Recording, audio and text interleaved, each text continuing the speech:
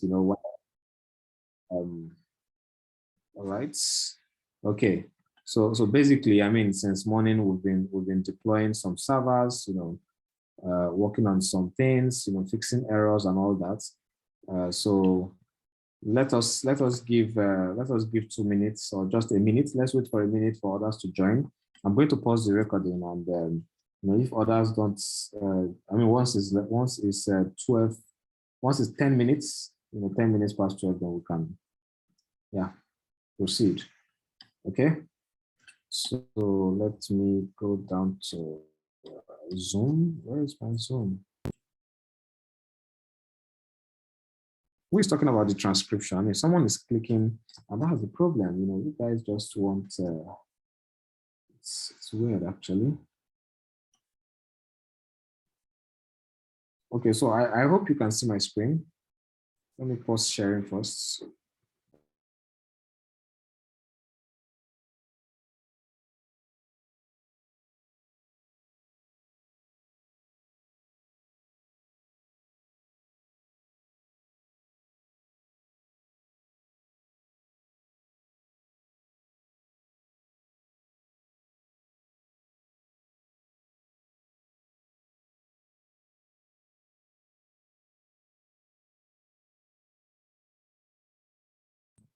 All right, yeah. So yeah, I'm sharing my screen once again. Sorry about that. I had to quickly you know, grab water from the kitchen. So yeah, so let me go ahead and open this up. So on the call today, I have how many people? Bendex just joined us, I guess. I have Daniel. So what we're going to look at is we're not going to be writing too much code, you know, very basic stuff, with an assumption, right? So you know, I gave an assignment. I gave an assignment the other time, and I told you that basically the processes, the process, you know, the process on the assignment is what you have to follow, the instruction, right? Is what you have to follow when you are given a task, or you are asked to you know, work on something similar, you know, during an interview setting, right? But what if you know, you want to build an application, you want to build a backend application? I'll give a quick example. We're not working with, you know, npm, node, and all those stuff yet. Though today you have an introductory class to REST APIs.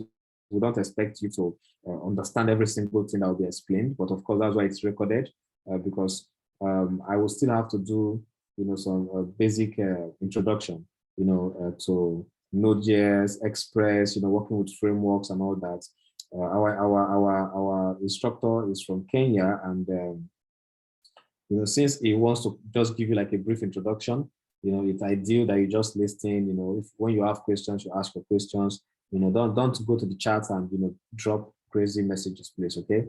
So let's assume that you are asked to build a solution. I'm just trying to give you, you know, one of the hack that I use, one of the best patterns I use, you know, when I try to do something similar. So I have some processes I follow. I think the first one I would say, I call that identify, right? Let me just write them down and explain. Research, which goes together with refine. Then yeah, what we call pseudocode, which is also what you can call, you know, writing your algorithms, you know, just coming up with like a step to follow. So forget about the, I mean, if the grammar is too big, drop your drop a message, drop your questions in the chat, okay? Then tests, right? Implements, then reflects, and repeat. Okay, so let me explain what I have here. You know, these are 7 steps, you know, that I use most times. There's no specific order, but you know, when you are trying out, you know, to create what we call prototype, prototyping is done anywhere, you know, whether you're doing hardware development, software development, front end or back end, you know. Yeah, it's good to always prototype, you know. So you have a use case, for example. So I'm going to drop a simple use case. I think that was an assignment I gave someone. I was even thinking of, you know, dropping it on the room as a general, you know, just, you know, take home stuff, not necessarily a task, just to learn. But I did not do that because I wanted us to cover more things, like, you know, more topics. Yeah, so let's assume you're given a problem, like, you know, let's say we have a company, we are employing users, and we're employing staffs, and we expect, okay, some of these staffs are in this particular department, some others are in this particular department, but the general idea at the end of the day is every staff needs an ID card, right? So we need to generate an ID for that staff, right? You don't just jump into writing code. Most people will just jump into trying to figure out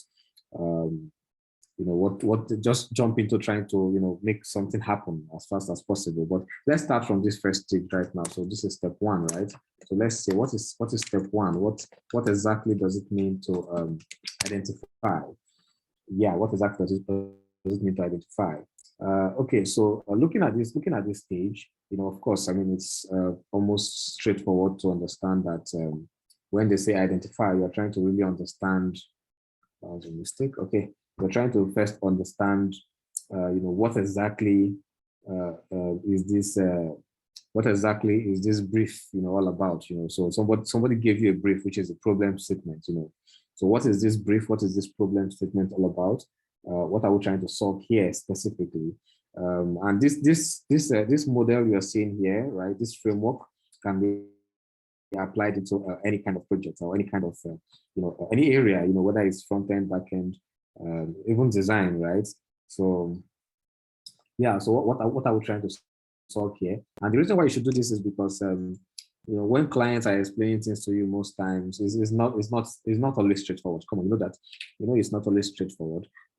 Sometimes you're not even sure of what they need exactly. So they said they want to employ, they have kind of like a system, and they are expecting to use this to for the employees, right?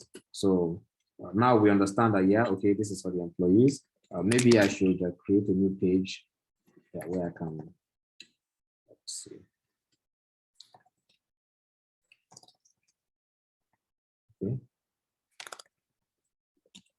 Okay, so let's just say step one, identify, and this is for the employees. And basically, some of the things I think you should ask here, while identifying these, you have to ask questions, right? So you have to always follow up with questions. Who are the employees, basically? So let's start with the who, right? Who are the employees? So then, you can also jump into asking, okay, what are their roles? What are their roles? So let's see, what are their roles? So, who are the employees? And now, one thing you would notice here is I'm actually focusing on context, right? Because context is always the key when working on a product, okay? So I'm focusing on the context of the employee. I did not write out a full message here, but let's do that. So we want a system that can generate employee ID with a QR code, maybe attached with the let's see, here, with the employee badge, so something similar to this, right? And yes, so you're the backend guy. Your question is, this is a brief. So a client is telling you, hey, Bendex, Adeyemi, or Daniel, we want a system that can generate employee ID with a QR code attached to the employee ID. So now I'm going to look at the question, and this has to be very interactive, right? So let me move some things away. I think there's some things I should be able to close to avoid too much distraction. Okay, so I want to be able to see the charts, right? So I want you to tell me on the chart, looking at what we have, and let me move this chart to a separate screen so I can manage everything. All right, so looking at what we have right now, we are currently in the identify stage, remember. So these are the steps. For those of you that are just joining, these are the 7 steps we're trying to work with, when we try to come up with solutions, right? To come up with solutions to problems, as backend engineers, right? We're trying to follow this framework, and I will drop this also for you in the chat. Maybe I would put this in a small presentation and share with you, so you can always use this. So you can always use this. So that problem solving skill is always number 1 when you are trying to work as a backend engineer. So now we're trying to identify the core problem here. And what I want you to do before I start putting down some questions, I want you, let's see the level of creatives that we have here in the chat. If you don't have any answer for this, not a problem at all, right? That's why you're here. You learn from the feedback that you see in the chat. So I'm looking at the chat. I want you to tell me what are some of the questions you have, looking at this brief. Okay. So looking at this brief, what are some of the questions you have? So let's call this our brief. Please drop a message in the chat. I'm currently looking at the chat. Let's do this together. All right, so I'm waiting for your messages. So what are some of the questions you have? So someone approaches you and say, okay, we want to build a system or a software, that can generate employee ID with a QR code attached to the employee. I hope you can hear me.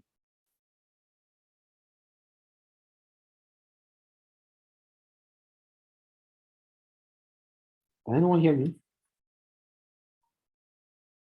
Yes, I can hear you. Yeah, okay. All right, so go ahead. Anybody can answer. Daniel, go ahead, please.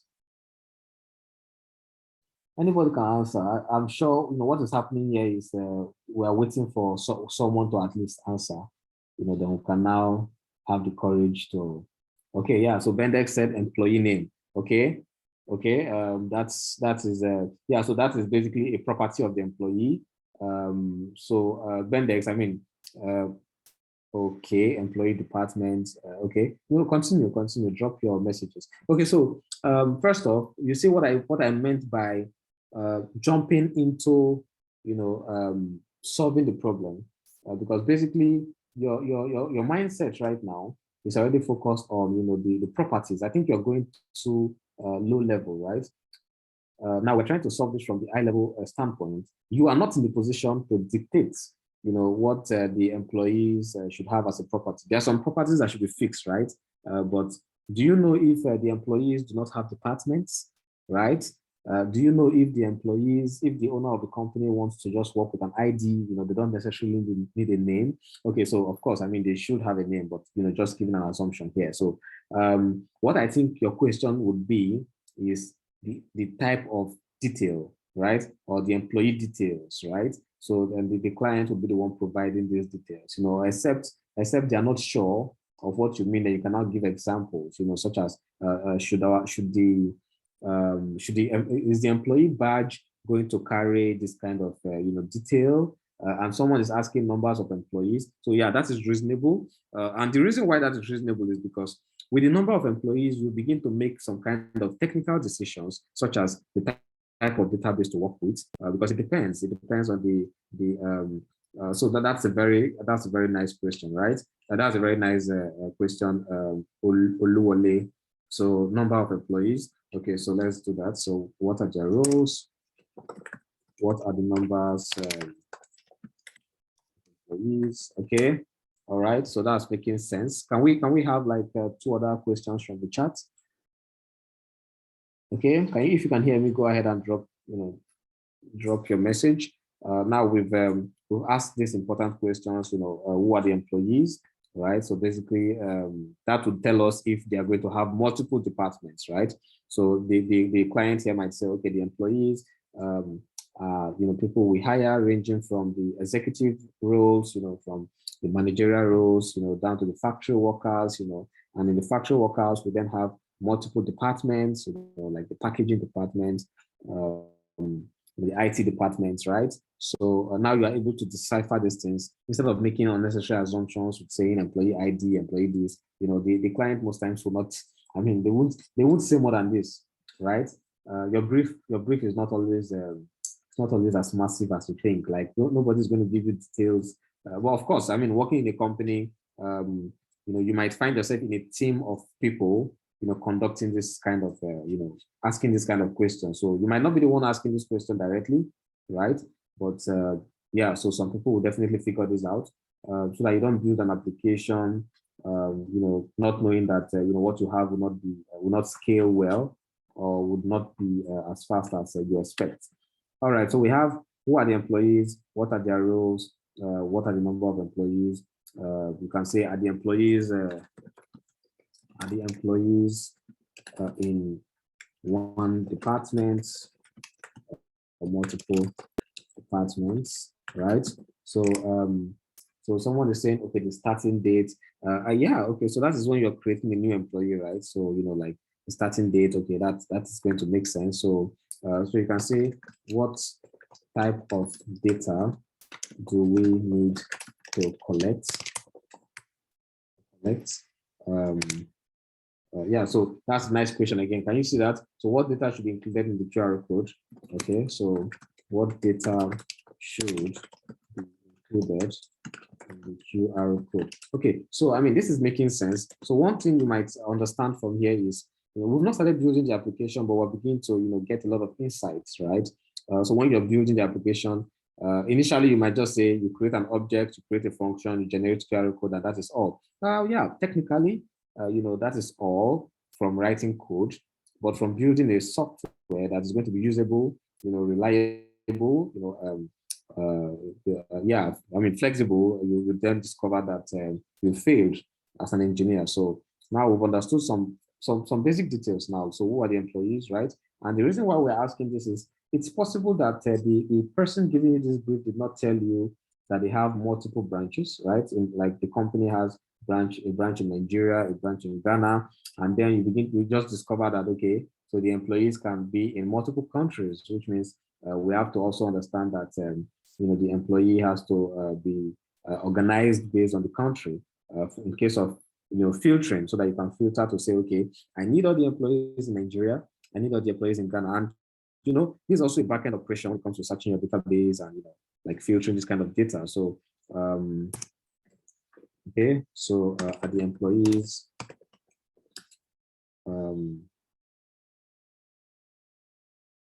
yeah, so critical for assigning badge to what's criteria, sorry. Okay, that's criteria for assigning the badge to each employee. Okay, that makes sense. So are the employees within the same region?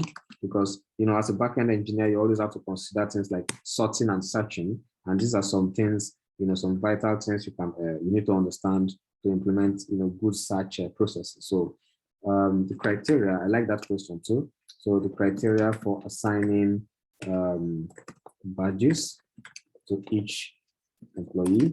Now, the reason for this kind of, so let's say what are the criteria? So the reason for this question is because you might end up discovering that, okay, when you build this application, after a while, they come back to you and say, okay, so some users, some employees now have badges, but want to disable their badge, right? Want to disable it so that when they kind of, tap that badge in the entrance, or, it will be rejected, maybe when we fire them or something, so that they don't have access, back in the company, without being part of the company. I don't know if you get my point, right?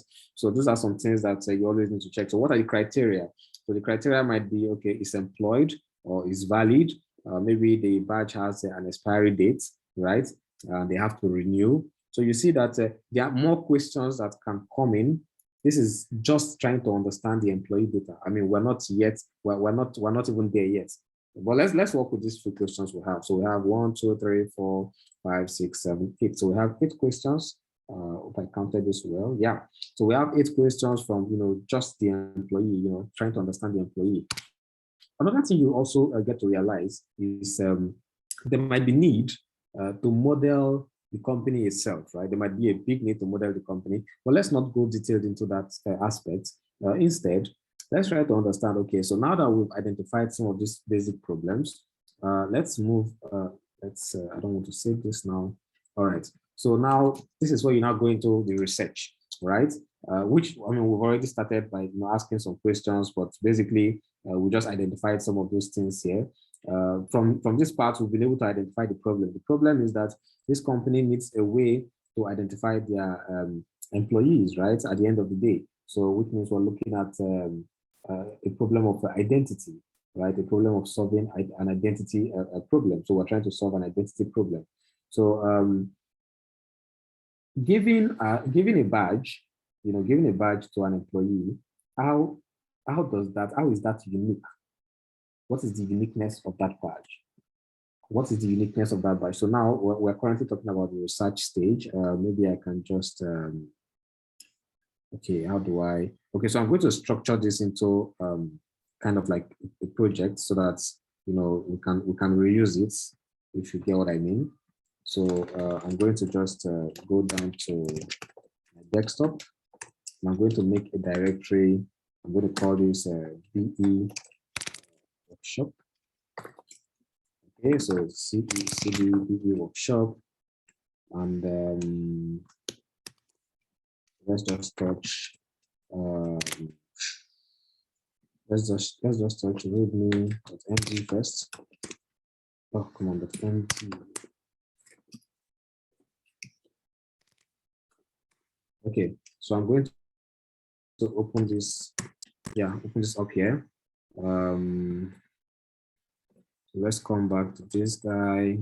Starting from here, I'm going to move this in here. Okay, so let's touch new one. I'm going to call this identify.md. Move this into this place here. All right, so with this, we can actually decide not to save this. And all right, so we've been able to identify. So let's move on to research. So I'm going to touch research. Okay, so now we have a new file here, and this is the research phase, right? So let's move out the project brief from here into the README.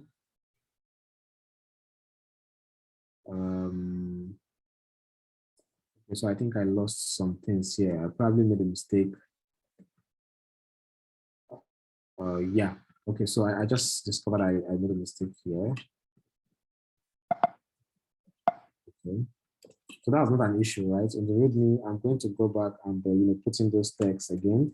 Identify, research, and refine, pseudocode, tests, implements, right? Reflects, and repeat. Okay, so repeats.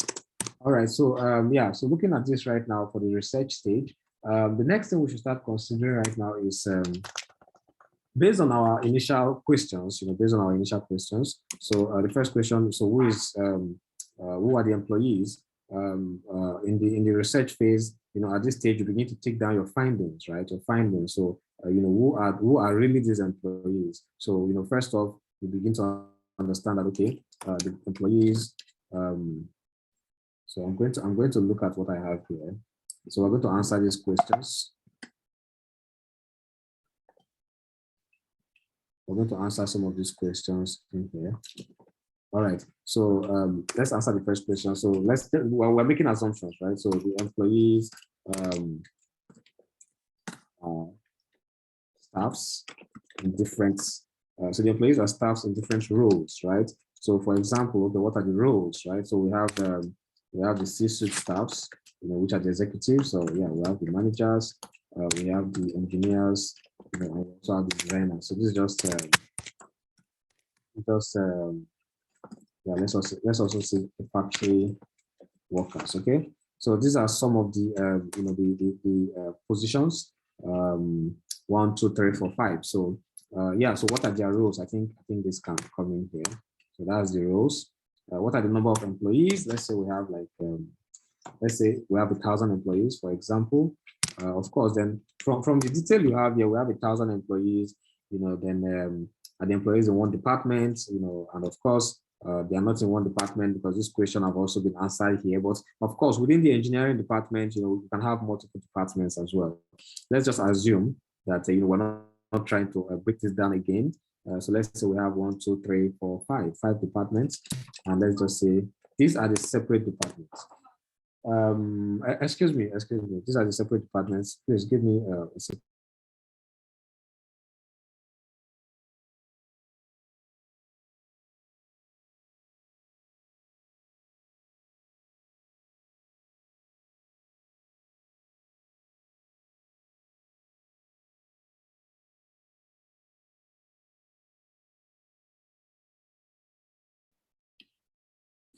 Okay, yeah, sorry about that. So we have the departments. Then the next question we have is, what type of data do we need to collect? So this is where you are asking the person providing this project or something. But let's make some assumptions here that the employees, we need an employee ID, right? So we have an employee ID. I mean we have an employee name. They won't tell you ID. We have an employee name, right? Let's use the regular. Let's just yeah. We have the employee name. We have the employee department. We have the employee age. Maybe they are taking the age, right? We have the employee, or maybe they are taking they hardly take age. They take the date of birth, right? So from that you can generate the date. Then from the they can also take. I think someone asked the starting date. Yeah, that's plus that would be that. I think that should be. Yeah, so maybe you can actually issue a badge to someone today and ask the person to start next week, right? So yeah, I wouldn't say that is the default date the entry was made. So we also need to say dates. There are some defaults that you might want to always have, right? The date the record was created, which is what we call date created, right? So you might have seen it somewhere, we'll call it date created. You want to keep track of the date it was created. These are for analytics purpose and yeah, just for metrics, okay? So back to the regular details, we have the name, department, date of birth, starting date. Let's talk about position, right? So the position. So someone is saying timestamp. We also refer to it as timestamp or even metadata. So let's also say we have the salary range, right? By default, the salary should be tied to the position, right? So let's not put in the salary, but let's just put in the tax rate because companies, of course, like to show off their tax rates. Let's work with this set of details. So if I may ask you, how do we identify the uniqueness of these staffs, right? So you need to ask them, okay, so what should the ID look like? You might say, okay, if I use a UUID is always unique. So in case you don't know what UUID is, I will show you. So basically, UUID stands for, I think, a universally unique identifier, right? And it's actually a very long. So it's actually a very long. I was thinking I would see an example here, but maybe I would have to show you an example. It's not a big deal, so I can just quickly create. Okay, so I'm going to create an example. I'll show you. But basically, UID is just a collection of string, and the fact that it's unique, you might end up deciding to probably use it, and then you discover you have an ID that looks something similar to this. Is not correct, by the way, but something similar to this length. And then you might say, oh no, this is too long. How can we make it short? It is unique because it's because of the length, and at the same time, it's random. So you are sure that two users will not have the same ID. But then you want to make it unique, and then you decide to do normal numbering, which is your database numbering. 1, 2, 3, 4. Someone is saying she cannot hear anything. Samuel. Okay. All right. So let me know in the chat if you can still hear me. Just to be sure that the problem is only from Samuel's end. If you can still hear me. I can hear you. Okay. All right. So Samuel, fix up your network, please. Okay. So now we have, so you might decide to say you want to use 1, 2, 3, 4, 5. This is no longer unique, right? This is not unique, and this is what we call serial, right? So this is a serial form of representing IDs. I think someone is saying we can make the ID progressive and add the dates they join to it. Well, that is still not the best way to to represent your unique IDs. One thing you could do, of course, because when you say adding the dates, I think I get your point there. I really understand you there. So there are so many ways to actually generate IDs. You can use like the date in milliseconds. So you can use the date function in milliseconds to generate that ID. A lot of people do it that way, but yeah, I really love working with the UUID, to be honest. But even after working with the UUID, another thing I can also do is to generate some random numbers and probably append that random number to some other detail, right? So you can start having something like, okay, anybody that is joining in from an organization, like from the department of, let's say, engineering, can carry engineering, then a particular random number that is going to be like, let's say, AS3, AS-3, let's say 452. So two people can have this, right? But what's the unique part? The unique part is that they are in different departments to start with, and at the end of the day, you can also decide to append, a unique signature, like an extra signature, maybe like maybe gotten from their yeah, so maybe kind of like a timestamp, right? It's kind of like a timestamp. So maybe just one, maybe like 5A or something. So you're actually picking it from a collection of the department, right? And then one unique one random variable here, then with probably 3 extra characters, right? Instead of having something extremely long.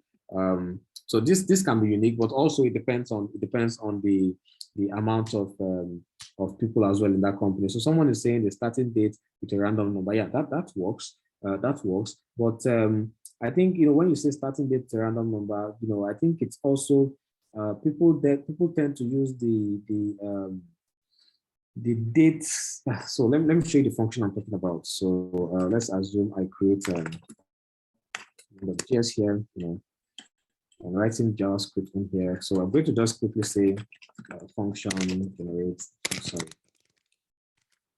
generate date. So let's just generate something. And I'm going to say return dates. So if I return a new date like this, let's just console the blog, generate date. So I am not, let's see, node name. So now this is giving us a regular date, like with the day, this, that. So, but I want to generate, I think it's to date function. Date function. Okay, so let's see. JavaScript dates methods. Okay, so I want to take a look at the methods. So what I need is let's see, 2 milliseconds. No, that is not what I need. I'm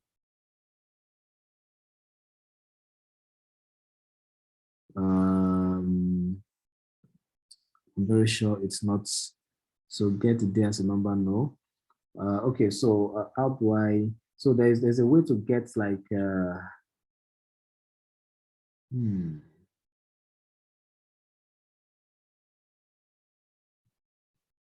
yeah. So I'm very sure it's not. I'm very sure that this is. Let's see. So I'm currently taking a look at W3 school to see that particular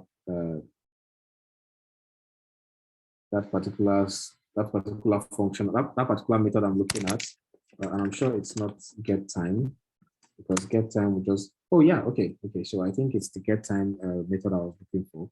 Okay, so because the get time is basically going to give you the exact time in milliseconds, since January 1970. Okay, yeah, good. So this is what I was looking at. So imagine returning something like this.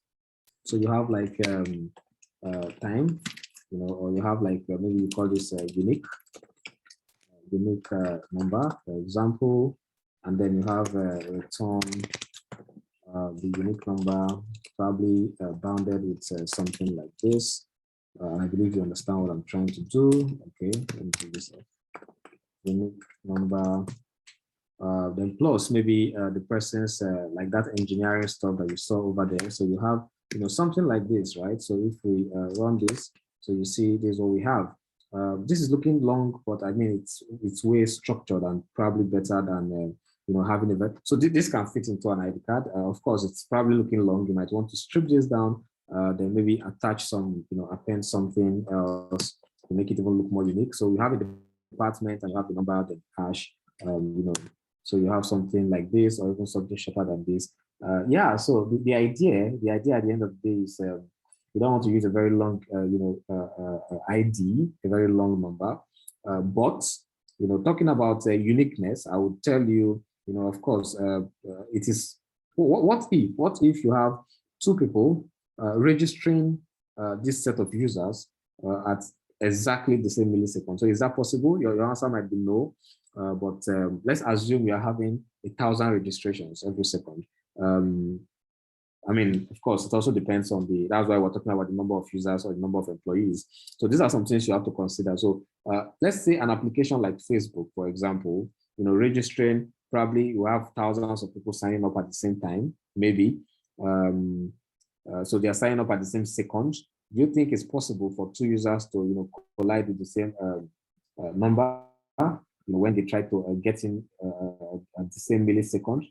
Well, yeah, definitely.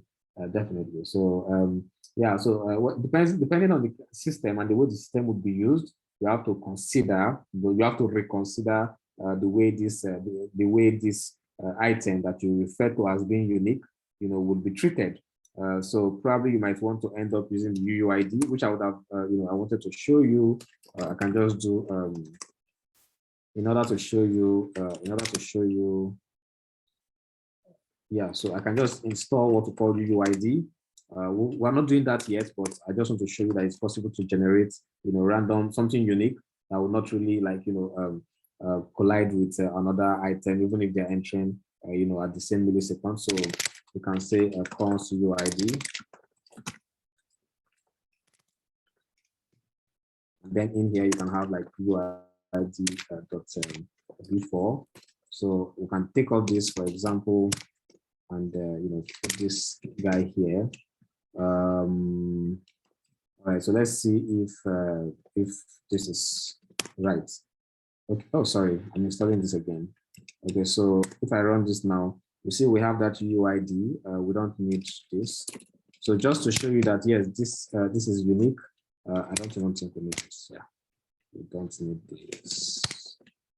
Okay, so you see now this is what we get. But of course, looking at this is of course way longer than what we had right here. So that's just the. Can someone please admit the other people?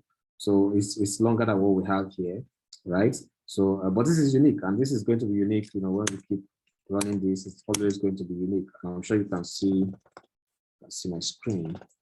Yeah, so this is always going to be unique. So you get the main point. The main point is you have been able to decide what to use, to solve this problem based on the amount of users, or based on the expectation, or based on how the system should even function. And while you are also conducting this your research and refine, you were able to see that okay, I can use this kind of ID, but because we have people signing in or creating, or have new users like every second or every millisecond, and we're expecting like millions or billions of employees, probably I might have to use the kind of ID that would always be universally unique, right? So that's the point I'm trying to pass on here. And yeah, so one other thing you might also want to do during this phase is to say, okay, now that I understand this, I understand that, let's go back to research. So I understand that, we also need to append the ID, and this is not coming from the brief, this is coming from me as an engineer, knowing that I need to identify these users in a unique form. So I have employee ID, and I want to identify them with that unique form. So what if the employer is telling you that all our employees already have an ID, right? So let's think about that. All our employees already have an ID, and yeah, and their ID is already unique, right? So do we still need an ID? I think that's a question that we really need to consider. Do we still need to generate our own ID? Or we have to allow them put in their ID? Well, you still need an ID, of course, for your database, like inside your while storing your items. If you are using something like Mongo, you have something generated automatically, right? But if you're using something like Postgres, you might say, okay, we can go with serial. It can be 1, 2, 3, 4. It doesn't matter anymore. Or we can even still go with the UUID if you want to. So now we're talking about the item ID, not necessarily the employee ID. Do you understand me? So now we're looking at it from two different standpoints. So now you have this set of data. You understand that these are the data needed, to go into your database. Probably you want to store things like I'm just going to call this metadata, employee metadata, which is going to be is going to consist employee. It's going to consist of some kind of details like date created, date updated, and maybe some other details like if I want to be able to enable or disable any employee, so what should I use? I mean, I can say employee status, right? You can use employee status to check that, if this employee is still active or not. So let's leave it like this for now. And we also have what data should be included in the QR code. So now this is a very nice question. What data should be included? And one other question that we fail to ask is who should be in charge of managing the employees? And also, what should that person be able to do, right? So we forgot to ask that question. So who is in charge of these employees? You also need to ask what is the, if you call that the admin, for example, so what are the permissions, right?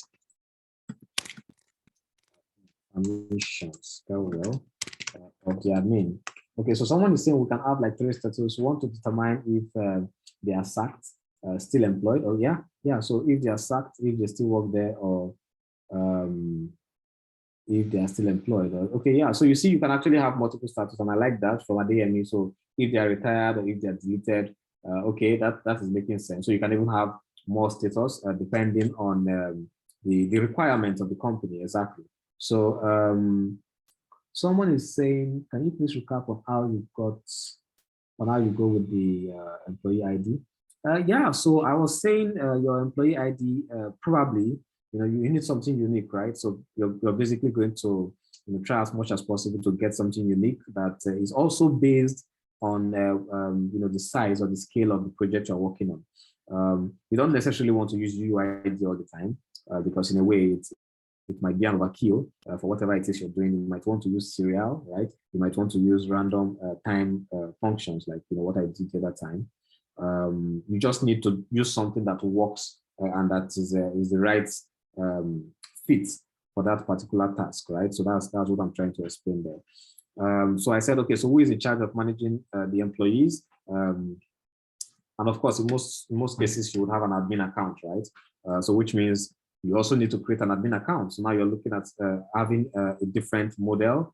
And when I mean model, I mean, like we're talking about the business logic here, like the business functionality. So an admin needs to use this software, probably someone at the security checkpoint, need to use this software to verify these users. And we'll get here very soon, we'll get here.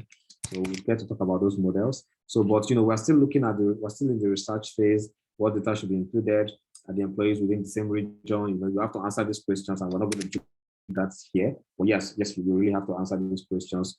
When you answer these questions, it will help you build your project even faster instead of diving into the code directly. So the next one we should be looking at is pseudocode, and basically that is where let's see, touch.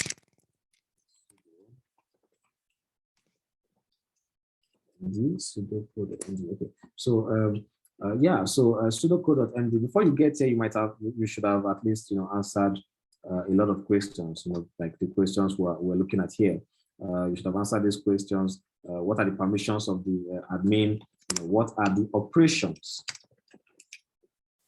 of the admin? Right? What are the operations of the or the functions? Security. I don't know if I should call it the security guard.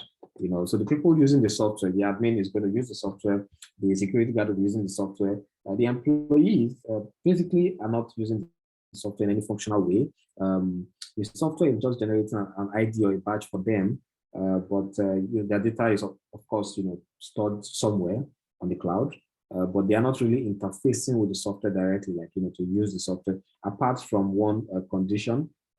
If you decide to say the admin should be the one, the users should be the ones scanning themselves, right? It means they are using the software to scan. But in our scenario here, we're saying the security the security person will probably be the one scanning them. If you've been to any organization where you have to probably scan some details to enter the place, you probably get what I'm trying to say. But if you don't understand what I'm trying to say, please ask me. So sorry, I'm the person you said random number with dates employed. Okay, so I don't think I get that question.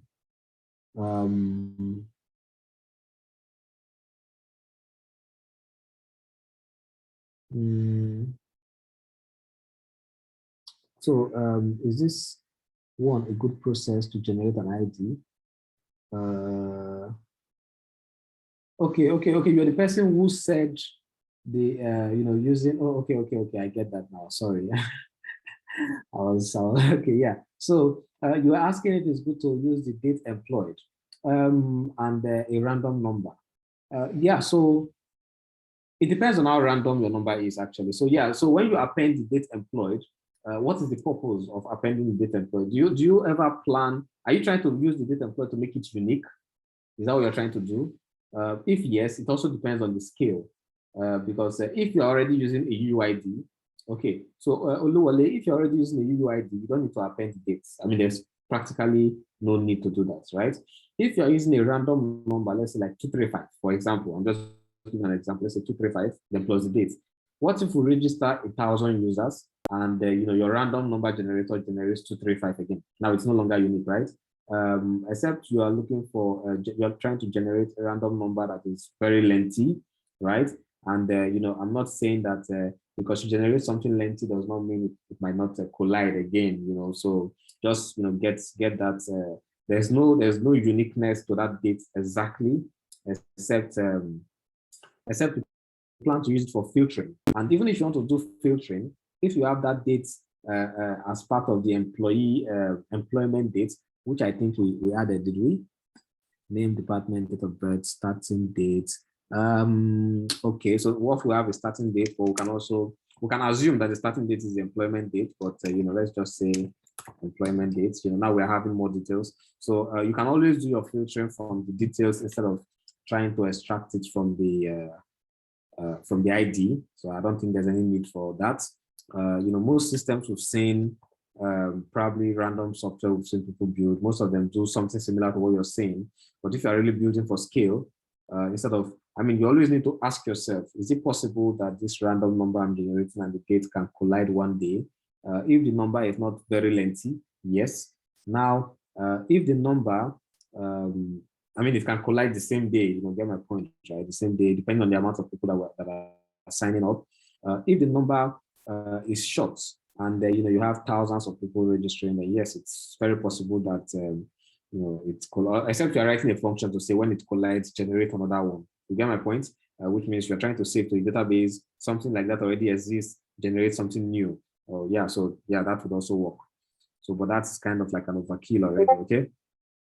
All right, so what are the operations of the security guard? So what are the operations here? I am basically referring to, for the admin, we can start saying things like, let me move them out of here to pseudocode. So for the admin, we have like employee. Then we have like, what was it? Yeah, security guard, okay. Security guard. Okay, so who is creating the users, right? So admin, of course, so create employee, okay. Delete employee, change employee status, right? So all those basic functionality, like, this guy does not have any access, to do this. If you are writing OOP, then of course you might decide to do some kind of inheritance, but yeah, I'm not talking about that right now. Okay, so we have employee, we have, for the security guard, you might have things like a scan employee badge, right? Or maybe you also want the employee to be able to scan their badge by themselves. So these are some basic functions. And this is how I actually, from doing this, that, okay, these are the basic functions that my application needs to have or needs to process. If you understand what I'm trying to say. Yeah, so while creating the employee, you might also have something like maybe,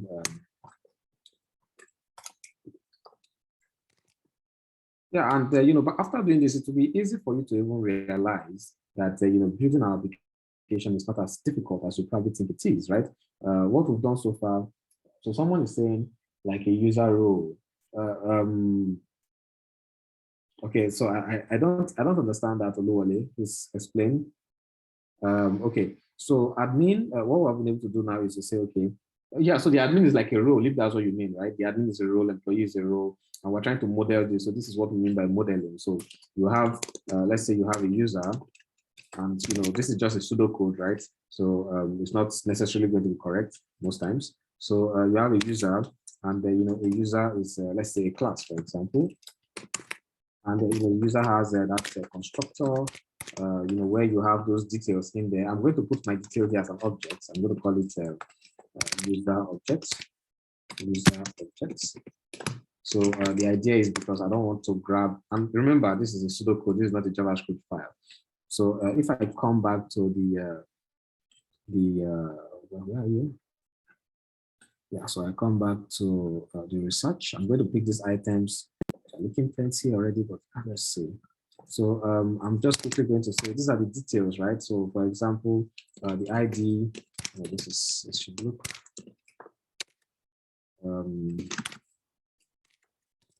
Tell me if you don't understand what I am doing, and I'll probably explain this to you. Yeah, so but let's assume we're working with this. We have the employee name next, so I'm going to say employee name. Okay. We have departments. I hope this is not confusing anybody. So, but yeah, so this is like JavaScript, right? So employee department, right? So we have department, and we also have department. So this is basically what you would do for like every single item. Then when you want to probably generate, so for example, this guy should not be able to generate. So then you have like the class employee. You can also export this in your code. Exports class. I think we should have equals. I might be wrong here. I'm not sure. So then in here, you're going to have things like scan employee badge. Yeah, something like this, which is going to be a function, right? It's going to be a function. And what is it going to grab? What is going to grab from the function? Basically, it's going to capture the QR code, and it's going to get some data from that QR code. So we can just have data, right? So the data that would come in here, what would happen is would probably verify. So we can collect the employee ID from data by saying employee ID.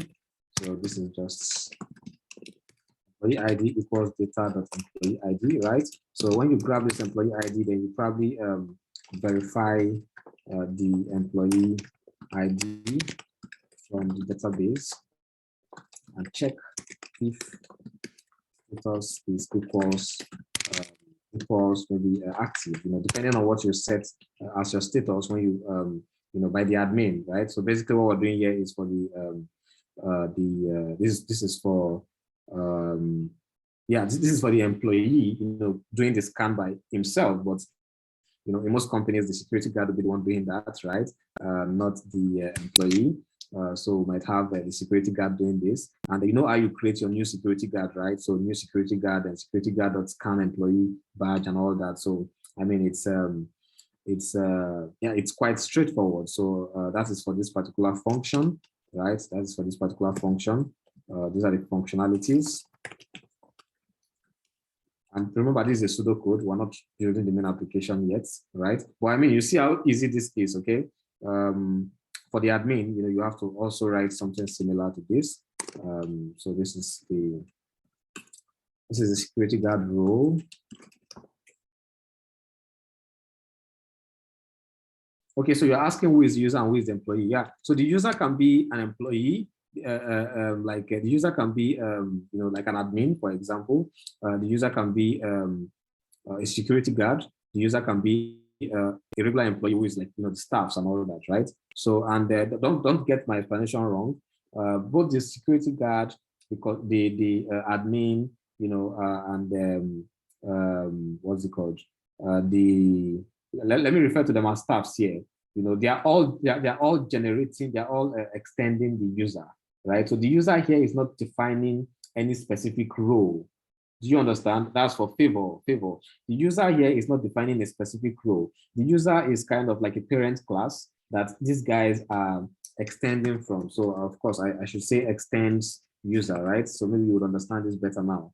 So we're extending from here because this guy have, so someone is saying, can't we just, okay, you understand now, good. Can't we, so that is from AndPlus. Can't we just have different model for them, like differently on the database? Well, I think that is, when you say different model on the database, you're saying you want to have like, you want to have the security guard in its own table, kind of. You want to have, you know, the employees, like, you know, the staffs that are not security guards or admin in their own table. You know, that is you building or working with a database that is not normalized. So we call that normalization. It's not really normalized because you are probably wasting a lot of, you know, space, you know, or probably having to repeat things when you can just you know, do them in the same place and differentiate them with roles and all that. You get my point? So don't be confused. I'm trying to extend these guys here. So basically what we're doing here is just, you know, extend, right? And this is for the admin. So call this the admin. You know, we're extending, you know, these functionalities like, you know, create employee, because they are in charge of creating employees, right? They are in charge of creating employees. So you have this generates this. So yeah, so you generate the badge, the badge. Hope you understand that, Adeyemi. You understand why I said, I mean, having them would work, having that would work, but that is not really normalized. Okay. Okay. So this should be like delete employee. Okay, and you might have more functionalities, right? Depending on you know, whatever it is. The use case, the business case. So this is just a way that I would write a pseudocode. Pseudocode is basically me just trying to come up with a model to understand, you know, what I will be doing, you know, at the end of building my application. There are also more ways to, you know, like optimize these stuff. But yeah, so this is just like a very simple fashion, right? So this admin is also extended from the user because we can create a new admin if we want to, right? You get my point. You can create a new admin. You can create a new security guard. You can decide to then create a new staff as well. Yeah, but remember the admin is the one creating that stuff in our code here, so we're not really trying to do much. So this is just a quick example. So you know, when you create a new admin, the admin right now, for example, if I say marvelous equals new admin, you know, I have to put in all these stuffs because I'm extending from the constructor. But you know, after creating that new admin, you have a bunch of parameters in here, arguments that are going in here. After creating a new admin, I can say mav.what generates employee badge, right? And I put in the data that is expected to generate that badge. While generating, you know, you perform all the basic operations like, you know, do all your checks, and also probably save the database, you know, those kind of stuff. So, all right. So, you know, this is just a pseudocode, and I'm just trying to make you understand, like, you know, the process of building this stuff. This is the pseudocode part. This is not your main code. You know, when you're done with testing this model, you try it out and everything is working fine, you can easily put this into your main project and you're good to go. Now, I'm quickly going to rush through this because we are past the normal time already. So we'll explain this in a different session, but you know, just to take this home, that test means you have generated a pseudocode, test it to see if this is giving you the expected functionality, right? And you also test again when you've even built your main project, like you test while building, okay? Then implement. Of course, you know, implement, we tested the pseudocode, implement, which is to write the main code.